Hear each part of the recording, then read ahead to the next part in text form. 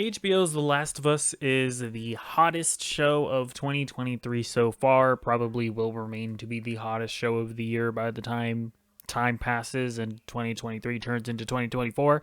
And it is a video game adaptation of a game of the same name. This intro is really stupid, but I'm not going to stop. I'm just going to roll with it.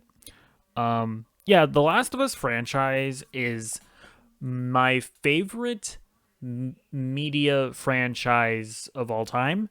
Uh, Mainly because The Last of Us Part 2, which is the sequel to The Last of Us, is my favorite piece of media of all time. It's my favorite thing when we're talking about games, movies, TV shows, books, comic books, audio plays, radio dramas, one man stage productions, everything.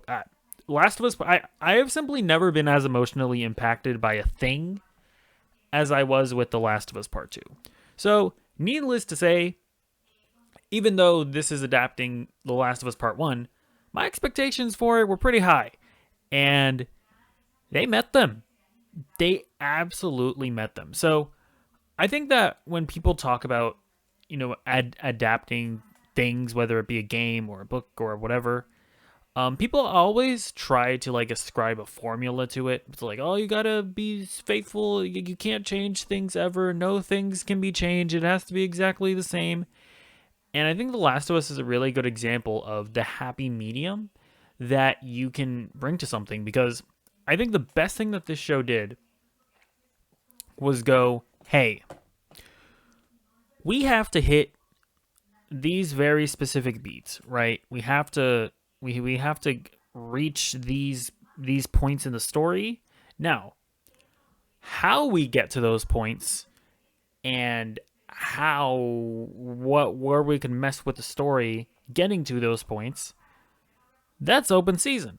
So we have some parts of the game that are virtually exactly the same, and then we have other parts of the games like episode 3 where it is completely different. And to be honest with you, all of the changes that were made, I think that were either, made because this is a TV show, so we don't necessarily need to do something that was primarily made for gameplay.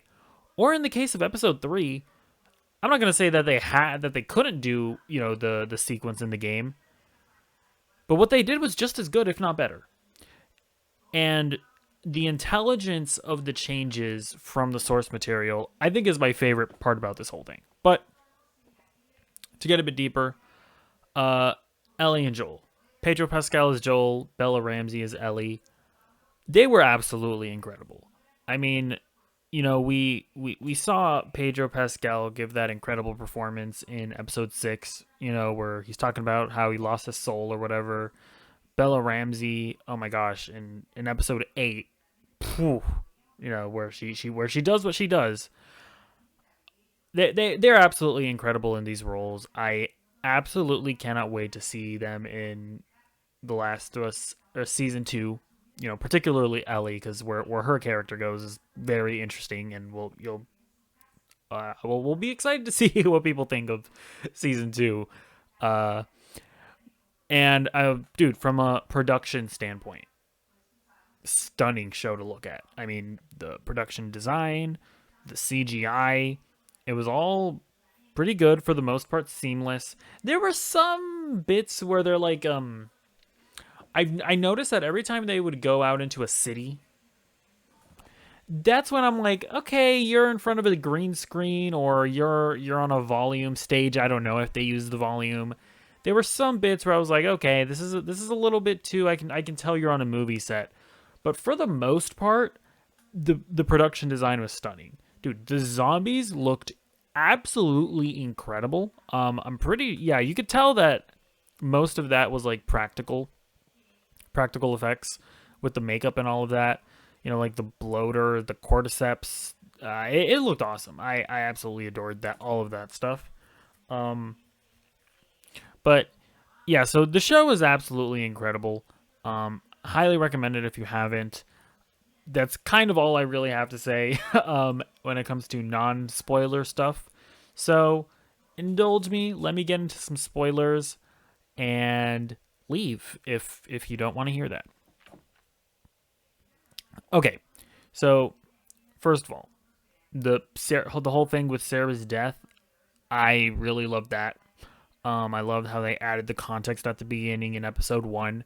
And I think them letting us get to know her a little bit more, I think did help, you know, get you in the feels, even if you've experienced that scene in the game multiple times.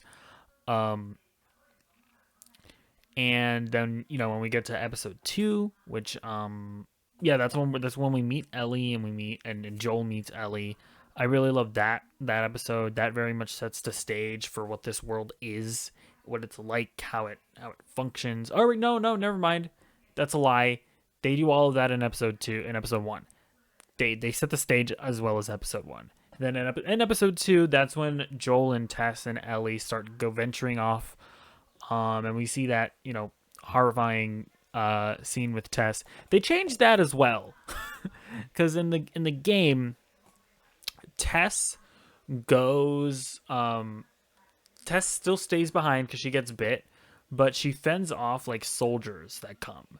And in the show, she fends off zombies. She like blows up the building. Now, honestly, this is one of those situations that I was talking about earlier, where they're different choices, and I think they're both just as good as the other. I think that having it be zombies is an interesting choice because it very much establishes like, oh damn, the zombies are a threat. Like that was like the main moment of the first moment of the show where I was like, oh yeah, these zombies are a threat, and I can tell why the world has just why humans kind of have no chance against them, because they are just so overwhelming. Um, and the other thing I really loved about that scene was that, and I don't know how intentional this was necessarily, but the way that the zombie started kissing Tess and she like wasn't fighting back, that was a really interesting thing where I think what they were getting at was that the cordyceps was really starting to have its effect. So it was like her last act of humanity was, pressing the thing and exploding the building. Fantastic moment. And then episode 3, probably my favorite episode of the season. The whole Bill and Frank relationship is very much alluded to in the game, but in the show, I mean, they obviously just have their whole love story. It was amazing. It was incredible. It was the main thing that wasn't in the game, so yeah, I absolutely cried watching it because I had no idea that it was. I did not know what was gonna happen. So that episode was just beautiful. Then we get into episode 4. It was interesting because episode 4 and episode 5 very much like work together. To me, because that felt like the only 2 episode arc of the show.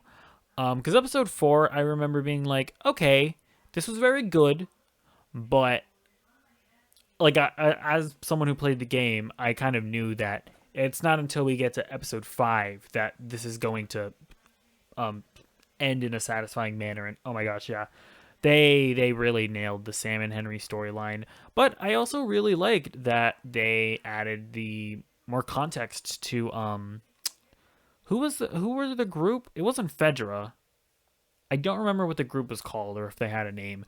But yeah, when the Karen antagonist, I really liked her. I loved that she was just a like she was just like a normal lady that you could imagine, like, I don't know, running a daycare.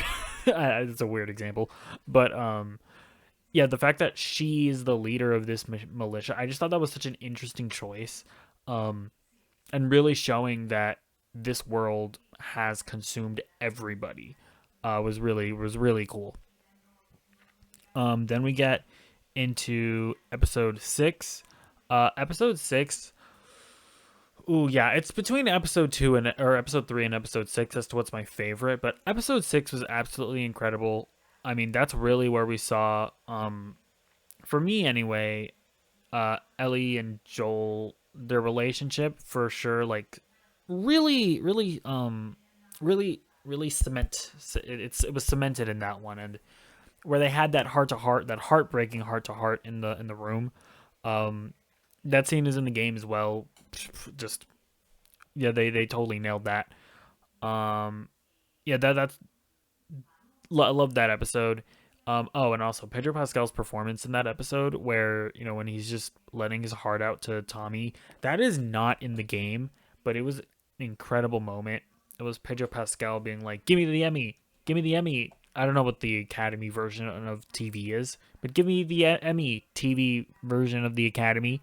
Um, then we get to episode 7. Episode 7 is actually my least favorite episode of the season. And this is where we get the Ellie and Riley story. It's the only bit of the game versus the TV show where I think the game is like significantly better than the show, cuz that storyline was a DLC of the game, and it just did not hit nearly as much as the game did. Don't get me wrong, it was still good. Again, the show is so good that even like a solid episode, I'm going like, that's the worst one. It's still good. Then we get to episode 8, and that was where like Bella Ramsey, I think she saw the dailies of episode 6, and she saw Pedro Pascal's performance, and she was like, I want an Emmy too. Can I have an Emmy? And oh my gosh, she was absolutely incredible in this. We really see the brutality of Joel in that episode, which I really loved seeing. David, man, this is where I'll give the show props over the game. I think they made David creepier in the show, to be honest. Listen, no offense to the religious people out there, Christians. You guys have, it's really easy to make you guys creepy. I don't know what it is. Like, people misusing like the Bible and stuff. It's always going to be scary. You know? The cross, kind of creepy. It just is what it is sometimes. But yeah, shout out to the actor that played David. Oh yeah, and then that episode we also saw Troy Baker, who played Joel. Yeah, I think the guy who played James in episode 8, he played Joel in the game, so it was really neat to see him in there as well. And then yeah, episode 9, absolutely really great. I like that they added the context of Ellie being born. Her mom was played by Ashley Johnston, who played Ellie in the game, so that was really neat as well. And yeah, I guess that's kind of a bit of a lore thing. So I guess they're establishing that Ellie is immune because Ellie's mom was bitten by a zombie while she was being born. I mean, they didn't explicitly state that, but that's what I interpreted. I don't know. I honestly don't think it's that important to find out like why exactly Ellie is immune. I don't think that's really an important aspect of the story. But still, I enjoyed that scene, and just seeing that was really neat. And then we get to that ending, and where Joel massacres a hospital. Now, it's actually been really fun seeing normies have like the same debate that us gamers had like 10 years ago. I think that's really fun. I mean, listen, I think that Joel, he was justified in his initial act, right? Where the Fireflies should not have killed Ellie like they intended on doing, right? Like, they should have given her the choice, being like, hey, this is the way it is. If, we, in order to develop a vaccine, potentially develop a vaccine, because it's not even a surefire thing, in order to potentially develop a vaccine, we are going to, you'll have to die. And give her that option. If she says no, then it is what it is. I don't think you should kill somebody in order to do something like that. That's a very like that's and that's a very interesting conversation to have, but that's my thing. So I am okay. I think Joel did the right thing in saving Ellie the way he did. Where I think he messes up is that he should have come clean to Ellie. Like, tell her, hey, they were gonna kill you. They weren't even gonna give you a choice. But and it sucks because I think he didn't do that because Marlene was right. He knows that Ellie would have made the choice to sacrifice herself. He knows that. And so that's why I think, and so because a lot of people, when they say that Joel was selfish in what he did, a lot of people will say that and are talking about the initial action of saving Ellie. I don't think that was selfish. I think that was the morally correct thing to do. What I do think is selfish is Joel not wanting to deal with the potential fallout of what what Ellie would think of that choice, because he knows that Ellie was, she was all in on saving the world, and knowing that Joel took that away from her, I think he knows that she would do that. So I do think that not coming clean with her is selfish. But either way, I love the ending of the game. I love the ending of the show. It's a very interesting moral, quandary to mine through. Um, but okay, now spoiler warning for The Last of Us Part 2, the sequel game. I do want to talk about my thoughts on that game and how they're going to end up adapting it. So, another spoiler warning, if you have not played the game, then, don't you can leave now. Um I don't know if I would encourage people to play the game before season 2. I imagine a lot of people are going to end up doing it anyways just cuz they're not going to want to wait, but I one of the best parts about this show has been like watching reaction videos of people who've never played the games. Like I just find that watching people react to The Last of Us fresh has been really it's been a really neat experience. So I hope I have a decent amount of that for the second season as well. But either way, be gone because I'm going to talk about the second game now. Neil Druckmann and Craig Mazin, the showrunners of the show, Neil Druckmann being the original director of the game, they've confirmed that The Last of Us Part 2 is going to be multiple seasons, presumably 2. And I kind of don't like that because, and again, I'm going to spoil the game now, so leave. Obviously, the natural cutoff point that I would imagine a season 1 ending at would be when Abby confronts Ellie and Dina and everybody, kills Jesse and shoots Tommy, and she's like, "We let you live, and you wasted it," right? That whole part, and then it flashbacks to baby Abby, and everybody went, "Oh no!" But I don't think it would be smart, because here's the thing: we all saw the reaction to the game. To go through that reaction again and then ending it where it ends, and then people wait like another year to 2 years, and then they have to watch a season 3 of all Abby. Listen, I love The Last of Us Part 2. It is my favorite thing of all time. I'm just thinking from like what would the smart thing to do be? That's not that was bad, me talking on my part. But when I'm just thinking about what the smart thing to do, I don't think that's smart. And you know what, honestly, what I wish they would have done was I wish HBO would have gone, "You know what, man? This is one of our biggest shows of all time. Let's just give them 16 episode season 2." Disney's giving Daredevil an 18 episode season. I really wish they would have gone, "You know what? We're just going to give them like 16 episodes to do season 2." Because the other thing is that I really feel like The Last of Us Part 2 is an experience that is best experienced like all at once, right?